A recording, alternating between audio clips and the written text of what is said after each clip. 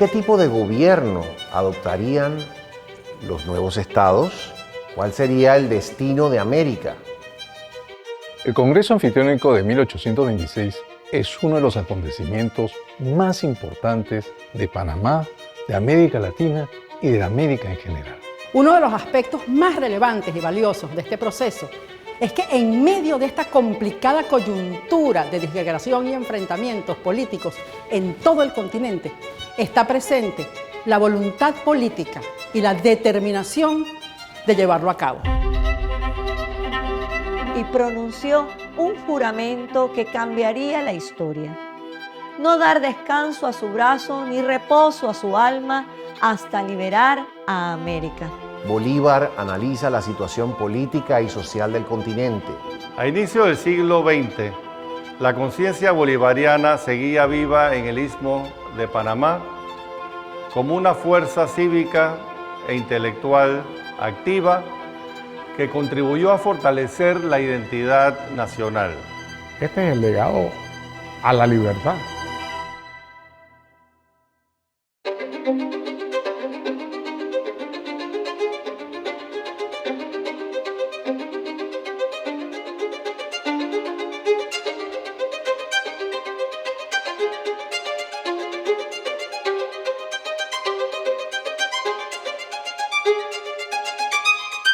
Toda gran historia comienza antes de que el héroe lo sepa. Simón José Antonio de la Santísima Trinidad Bolívar y Palacios vino al mundo en Caracas el 24 de julio de 1783, en el seno de una familia criolla de fortuna y linaje.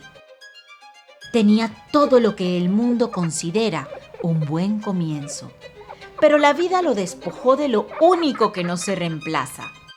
Su padre murió cuando Simón tenía 2 años y su madre cuando tenía 9.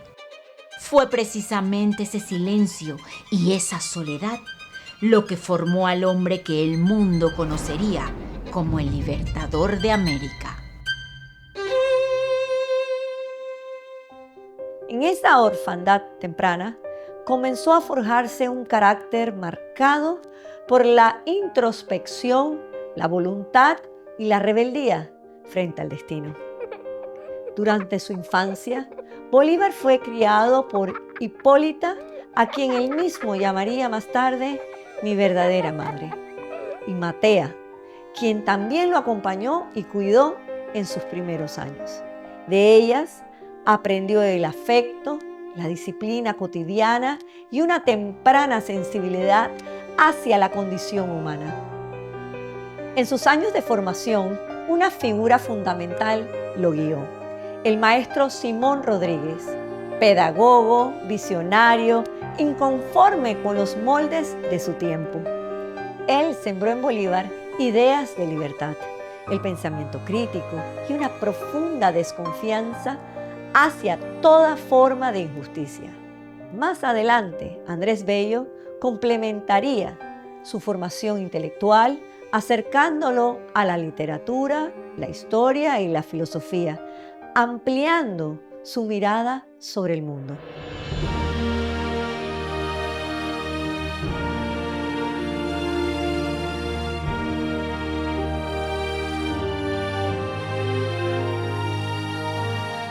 En Madrid, en 1802, Bolívar contrajo matrimonio con María Teresa Rodríguez del Toro y Alaiza. Fue un amor breve y luminoso.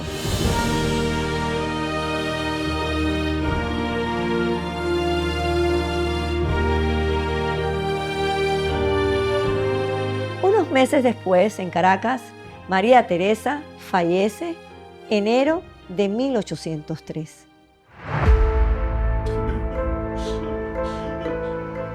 Esa pérdida marcaría a Bolívar para siempre y sellaría su decisión de no volver a casarse. Bolívar regresó a Europa. El 15 de agosto de 1805, acompañado por su maestro Simón Rodríguez, subió a la cima del Monte Sacro en Roma y pronunció un juramento que cambiaría la historia. No dar descanso a su brazo ni reposo a su alma hasta liberar a América. Entre 1809 y 1815, la independencia comenzaba a encenderse en América y en medio de las llamas, un hombre empezaba a entender su destino.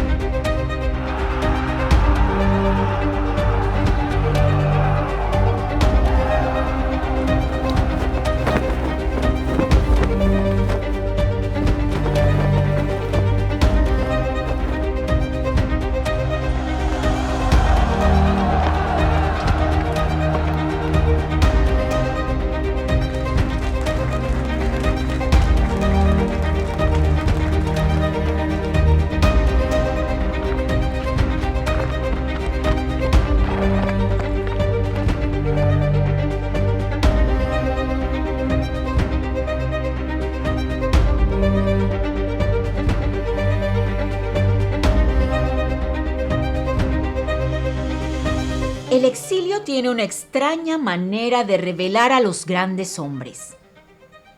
Sin ejército, sin república, sin patria.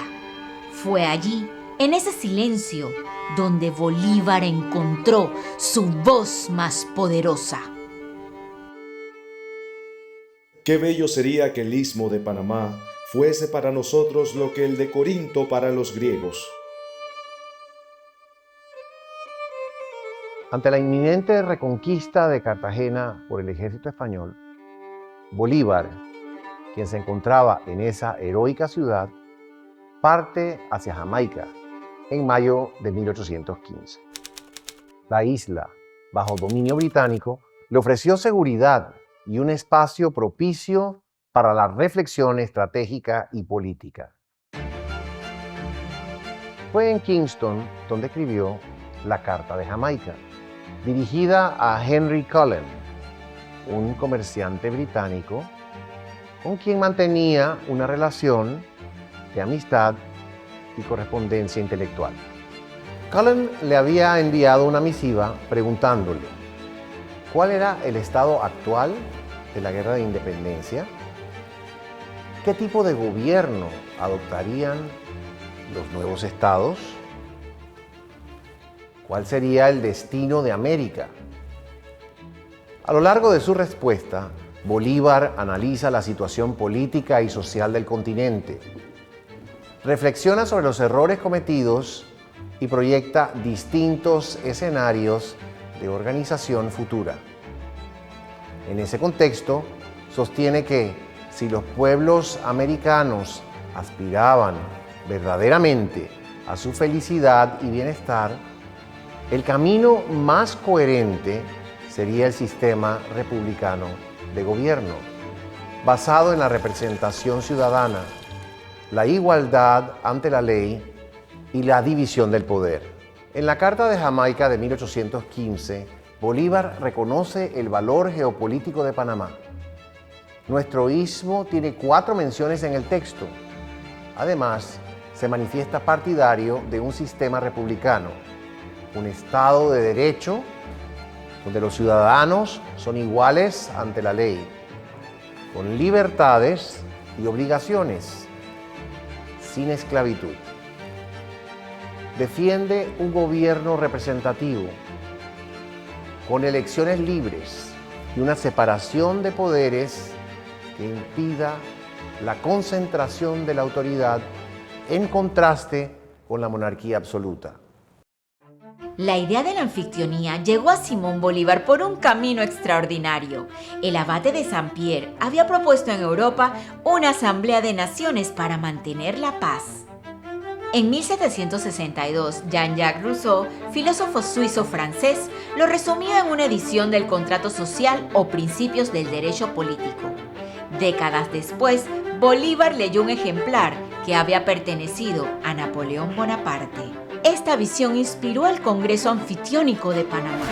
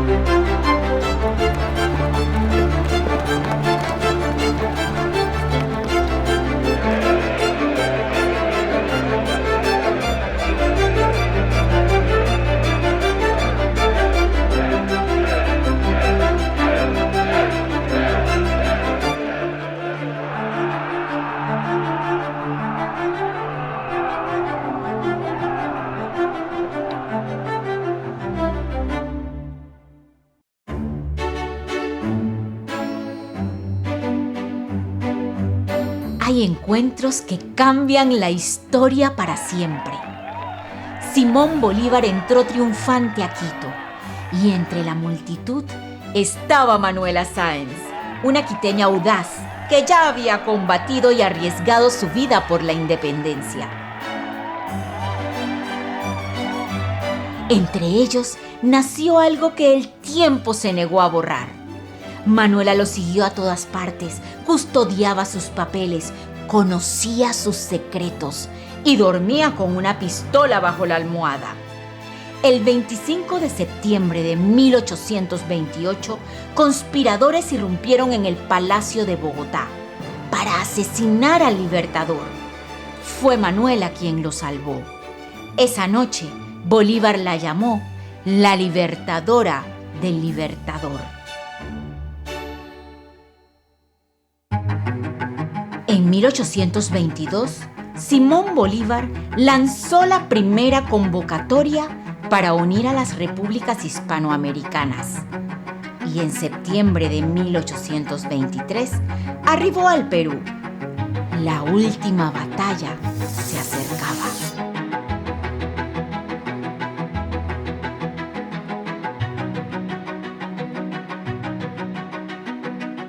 El Congreso Anfitriónico de 1826 es uno de los acontecimientos más importantes de Panamá, de América Latina y de América en general, que sientan las bases de la unión y de la integración del continente americano.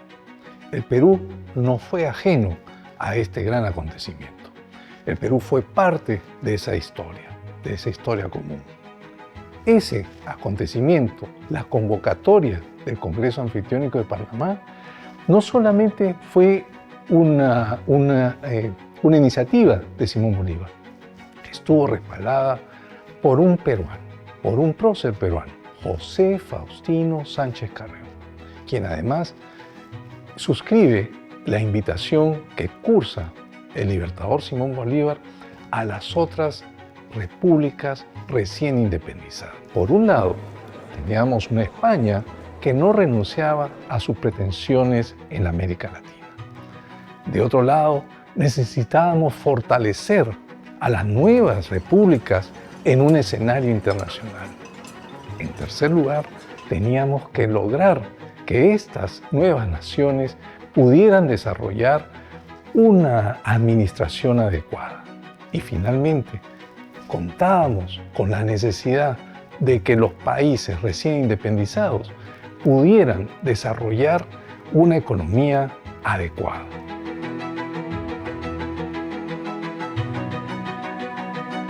Y nos encontramos en el salón donde se llevó a cabo el Congreso Anfitriónico de Panamá y donde estuvieron presentes dos de los ilustres peruanos que participaron aquí en 1826.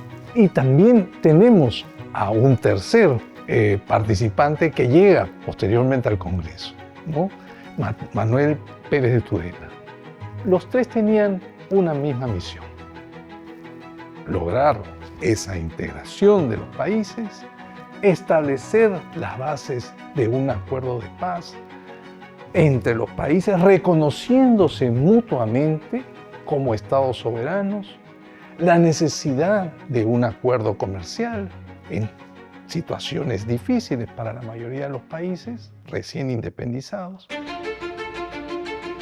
Las victorias de Junín y Ayacucho hicieron posible el Congreso Anfitriónico. Sin ellas, Bolívar jamás hubiera podido convocar a las naciones libres de América a sentarse en una misma mesa. Mientras Bolívar organizaba desde Lima el Congreso Anfitriónico, a su lado estaba un panameño, José Domingo Espinar. Nacido en el arrabal de Santana, fue su médico de cabecera, su secretario personal y compañero de batallas.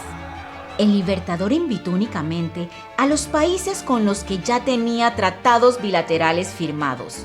Fue Francisco de Paula Santander quien convocó a los países neutrales. La agenda de Bolívar era ambiciosa: afianzar la independencia, garantizar la seguridad interna, establecer la igualdad jurídica entre naciones, crear un Congreso permanente de plenipotenciarios y promover la reforma social bajo los auspicios de la libertad. Simón Bolívar no estuvo en Panamá. El Perú recién liberado aún lo necesitaba. Uno de sus generales más brillantes, Antonio José de Sucre, había ganado la batalla de Pichincha y aplastado a los realistas en Ayacucho. Pero construir una república desde cero requería la presencia del libertador. El arquitecto del Congreso más audaz de la historia americana se quedó en el sur, consolidando la independencia. Pero en cada palabra que se pronunció en aquel recinto, resonaron sus ideales. Uno de los aspectos más relevantes y valiosos de este proceso es que en medio de esta complicada coyuntura de disgregación y enfrentamientos políticos en todo el continente, está presente la voluntad política y la determinación de llevarlo a cabo. Los primeros en llegar son los peruanos José María Pando y el doctor Manuel Lorenzo Vidaurre, en junio de 1825. 6 meses después, en diciembre, se encuentran en Panamá los representantes de la República de Colombia, los venezolanos Pedro Gual, canciller de Colombia, y el general Pedro Briceño Méndez.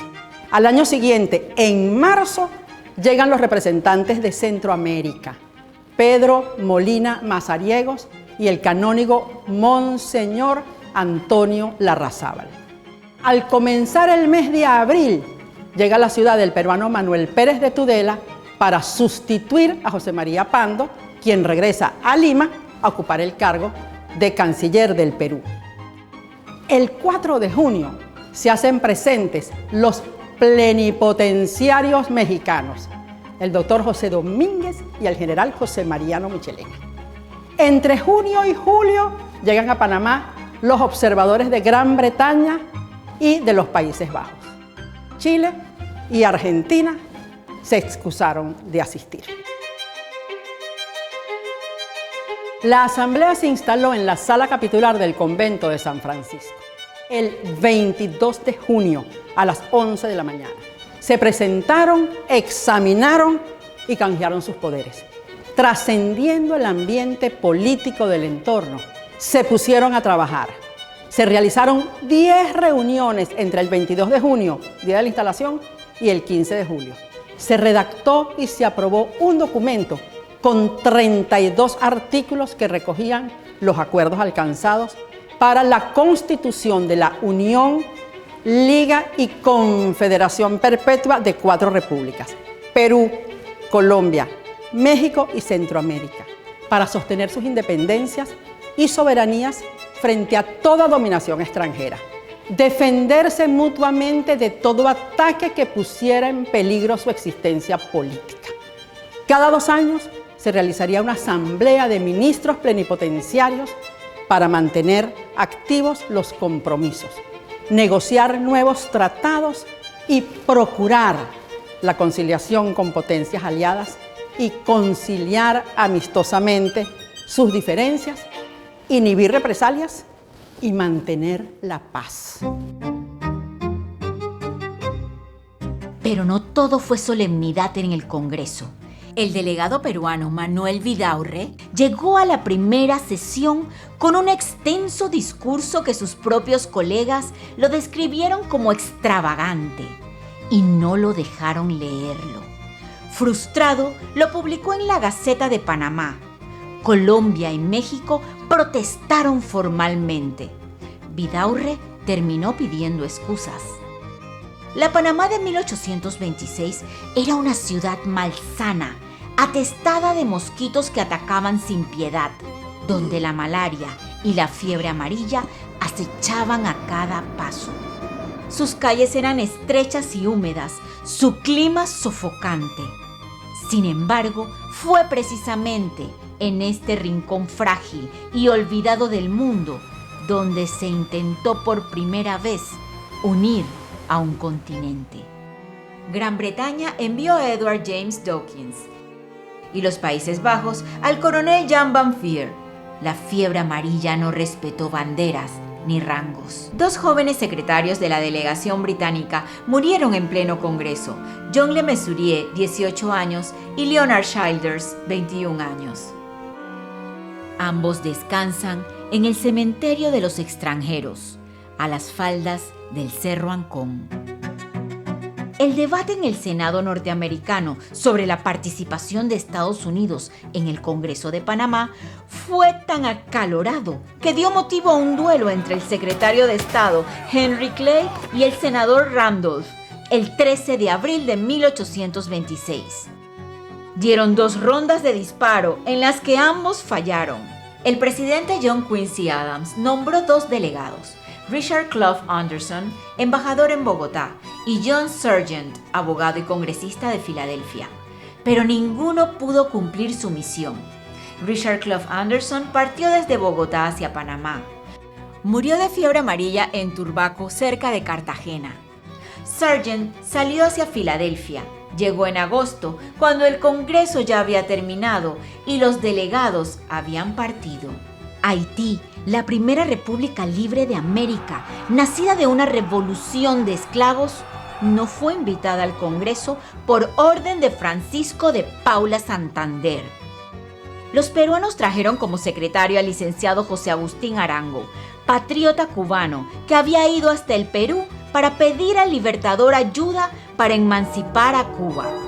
Arango se casó en Panamá y fundó la familia que lleva su distinguido apellido, una de las más ilustres de la historia panameña.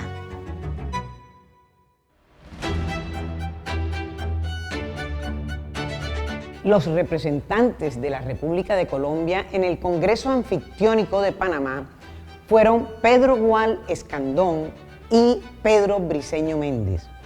Bolívar escogió a Pedro Gual por su vasta experiencia diplomática. Era el más internacional entre todos sus colaboradores. Desde 1812, Gual había estado en Washington buscando apoyo para la causa de la libertad. Después en Cartagena demostró ser un gran conciliador, capaz de mediar entre facciones opuestas en los momentos más críticos. Toda esta experiencia demuestra que era la persona idónea que Bolívar necesitaba en Panamá. Hasta debió ser muy cercano al Libertador, porque ambos nacieron en Caracas en el mismo año, seguramente en el mismo entorno, y los dos trabajaron por la independencia de Venezuela. Pedro Briceño Méndez era muy cercano a Bolívar y gozaba de toda su confianza, experiencia militar y conocía el Estado por dentro. Había sido secretario del Libertador en varias de sus campañas, por lo que lo sabía interpretar a la perfección. Era uno de los gestores del Estado que se estaba construyendo. Es que había sido secretario de Estado y de Relaciones Exteriores, pero sobre todo secretario de Guerra y Marina durante 4 años, en un momento clave para la nueva república. El Congreso Anfictiónico constó de 10 sesiones oficiales, pero la historia real ocurría de noche. En la posada donde se hospedaba el canónigo Larrazábal, delegado de Centroamérica, los plenipotenciarios se reunían en privado para debatir, negociar y llegar a acuerdos que jamás quedaron escritos. El 15 de julio de 1826, los plenipotenciarios se reunieron por última vez. La sesión comenzó a las 10 de la mañana y terminó a las 11 de la noche. 13 horas para cerrar el congreso más ambicioso de la historia americana. 8 delegados tomaron la pluma y firmaron el Tratado de Unión, Liga y Confederación Perpetua, la Convención de Contingentes que establecía los aportes militares y el Acuerdo del Traslado a Tacubaya. Entre los acuerdos del Congreso había uno que no podía decirse en voz alta: liberar a Cuba y Puerto Rico del dominio español. Los presentes expresaron mutuamente su complacencia y sus deseos de que en las reuniones futuras reinara la misma fraternidad. Se despidieron con esperanza. No sabían que nunca más volverían a reunirse.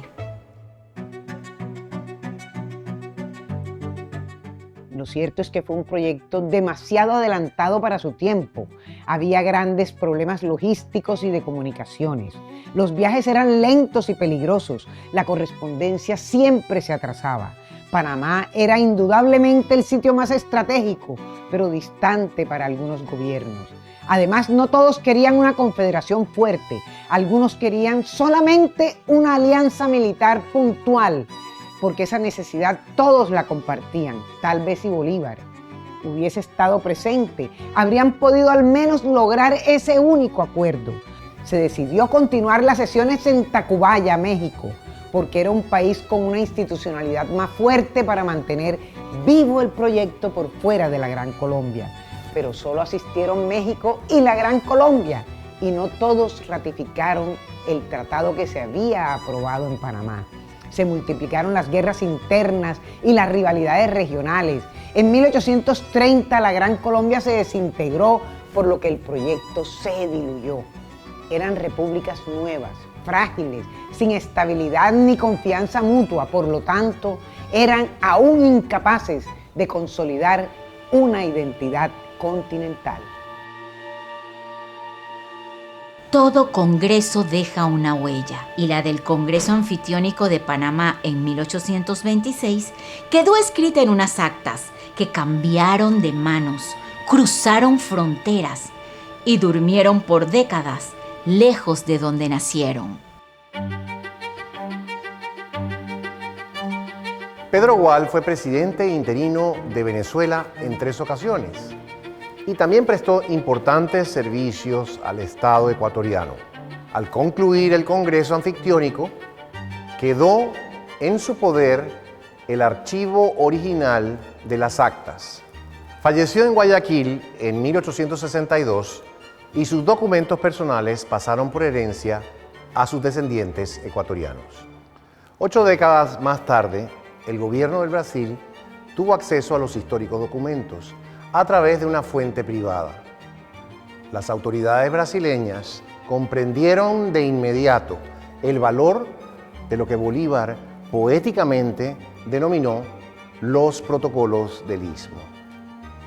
Tras verificar su autenticidad, Brasil adquirió el archivo. Desde entonces, las actas del Congreso Anfictiónico permanecieron resguardadas en Brasil. En 1976, el gobierno brasileño anunció su intención de devolverlas a Panamá en el marco de la reunión celebrada en el Salón Bolívar para conmemorar los 150 años del Congreso.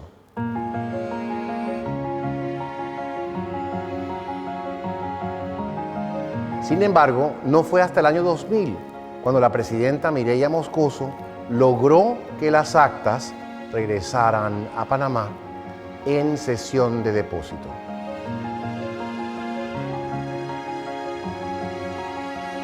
Hoy, los protocolos del Istmo reposan en la sala de actas, en el nivel superior del Salón Bolívar, protegidos en urnas especiales con control de temperatura y humedad.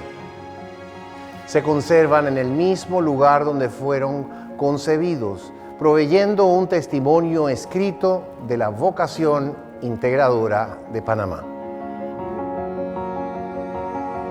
Las ideas del Congreso Anfictiónico de Panamá continuaron presentes en la mente de los diplomáticos de América Latina a lo largo del siglo XIX. Esto se ve de manera muy clara en el segundo Congreso Americano que se da en Lima en 1864. En él participó el panameño Justo Arosemena, quien era en ese momento embajador de Colombia en Perú. Arosemena llega con algunas ideas que compartía con otros diplomáticos de esa época en América Latina sobre cómo unir a la región de América Latina. Y las ideas que propuso giraban en torno a 3 principios claves. Una de esas ideas es que hubiera tribunales para todos los países de América Latina en los que estos países fueran a dirimir sus diferencias. Eso evitaría las guerras entre esos países. Otra idea fundamental de ese momento fue la idea de unirse a través de una liga que él llamó AKEA, en la que los países se defenderían los unos de los otros de cualquier ataque extranjero En ese momento, en 1864, había motivos para estar preocupados. Algunas potencias europeas habían atacado, por ejemplo, México, también habían ataques a República Dominicana e incluso a Perú. Estados Unidos se había quedado con una parte importante del territorio mexicano. Entonces, en ese momento, la idea de defenderse unos a los otros a través de un acuerdo de defensa común era muy importante. El último pilar de las ideas justarosemenas para esta Liga Americana era la idea de una ciudadanía compartida. Es decir, los ciudadanos de América Latina, todos compartirían la misma ciudadanía. Si un habitante de América Latina se movía de un país a otro, sería ciudadano en el otro país. De la semilla que Bolívar encendió en este istmo, nació en 1889 la primera Conferencia Panamericana. De allí surgió la Unión Panamericana, luego la ONU y después la OEA. La memoria del Congreso Anfitriónico de 1826 se mantiene viva gracias a la Sociedad Bolivariana de Panamá, fundada en 1929. El 17 de diciembre de 1930, la prensa panameña se volcó a la memoria del Libertador. Las páginas de los diarios reflejaron por primera vez de forma masiva el ideario bolivariano. Aquel gesto marcó el primer gran acto público de la Sociedad Bolivariana de Panamá y reafirmó el vínculo histórico del Istmo con la gran comunidad bolivariana de América. Este movimiento formó parte de un despertar intelectual más amplio.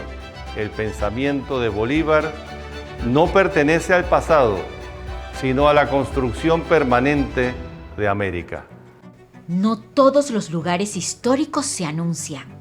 Algunos esperan escondidos entre crónicas olvidadas y muros de calicanto, aguardando el momento en que alguien los devuelva a la historia.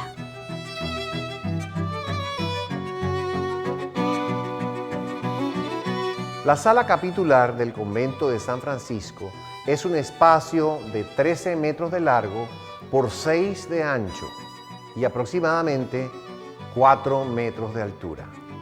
Construido con muros de calicanto de casi 1 metro de espesor, especialmente reforzados en los tramos que formaban parte de la antigua muralla que protegía a la ciudad de Panamá.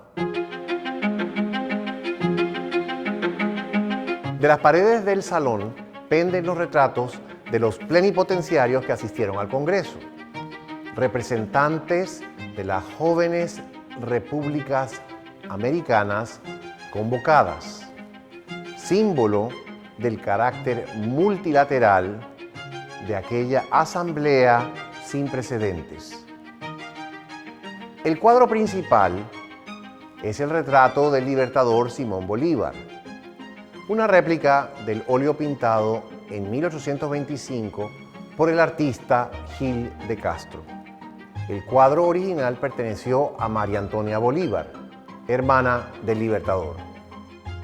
Durante muchas décadas, el sitio donde se realizó el Congreso Anfitriónico permaneció en el olvido, hasta que gracias al empeño de la Sociedad Bolivariana de Panamá, fue ubicado y restaurado en la década de 1930.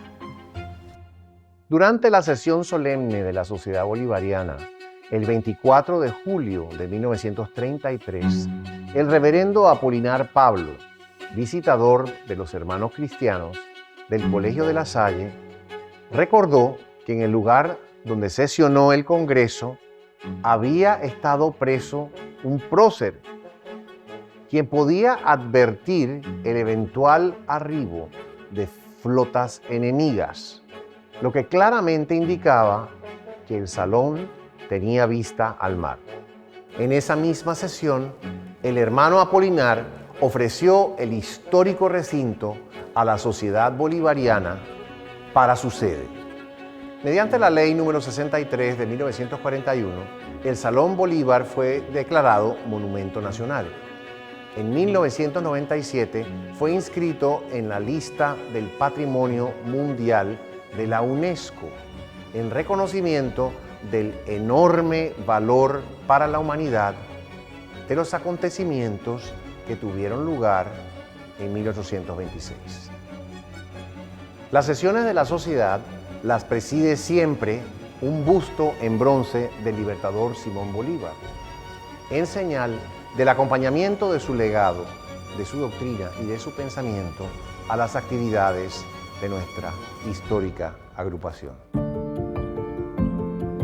Cuando el libertador Bolívar comprendió que la independencia política sin unidad continental equivaldría a libertad incompleta, vio en Panamá la geografía del encuentro.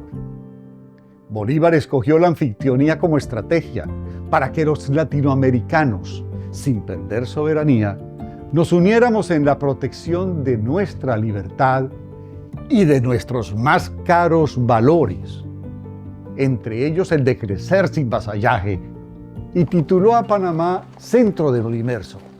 No como un delirio poético, no.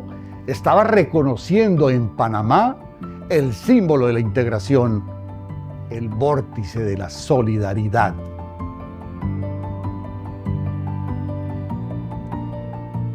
Hoy, a 2 siglos del Congreso Anfictiónico de Panamá, somos los herederos del legado y cargamos con la responsabilidad histórica de ser los impulsores del consenso. Porque la República de Panamá es testimonio vivo de lo que el diálogo, la diplomacia y la unidad pueden construir.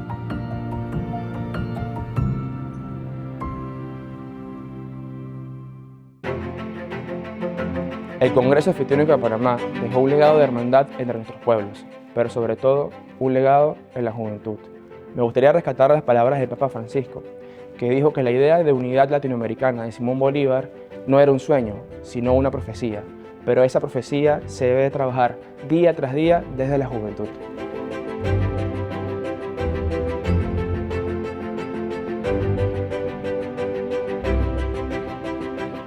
Panamá fue para Bolívar no un punto en el mapa, sino una idea fundacional de su proyecto.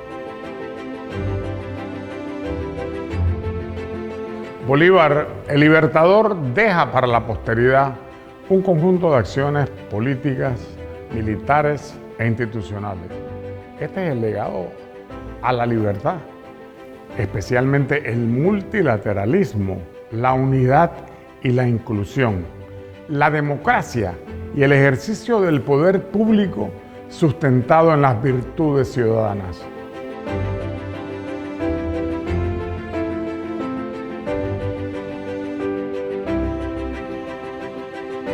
La integración de América no es una agenda moderna, es un mandato histórico.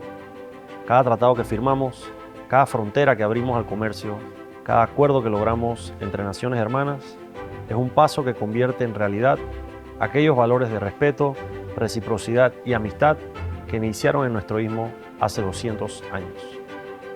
Hoy, Panamá se proyecta al mundo en representación de esos valores y como aquel augusto destino de la diplomacia, la política regional y la integración a la que nos invitó Simón Bolívar. La conmemoración del Congreso Anfictiónico de Panamá de 1826 nos recuerda ese compromiso y nos invita a seguir construyendo su realidad.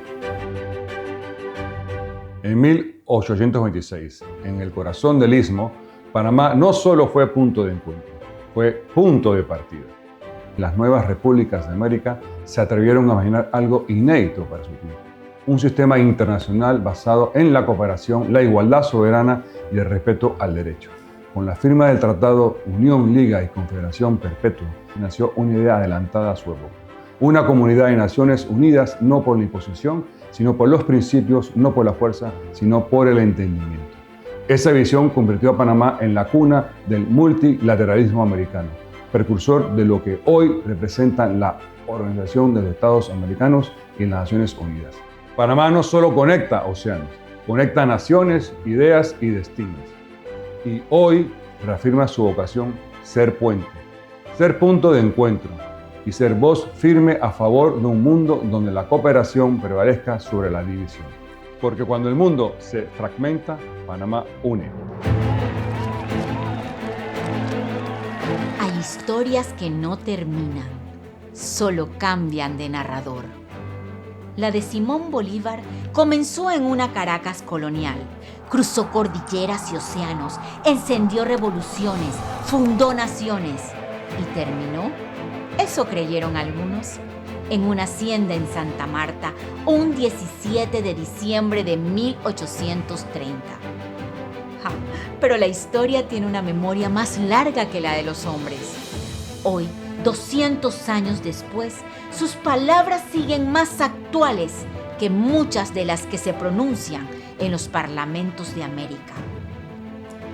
Bolívar ganó batallas, perdió guerras, amó, sufrió, se cayó y se levantó una y otra vez hasta el final, porque tenía algo que ningún ejército pudo vencer: la fe inquebrantable en que América podía ser libre. Esa fe lo hizo grande, ese legado lo hizo eterno.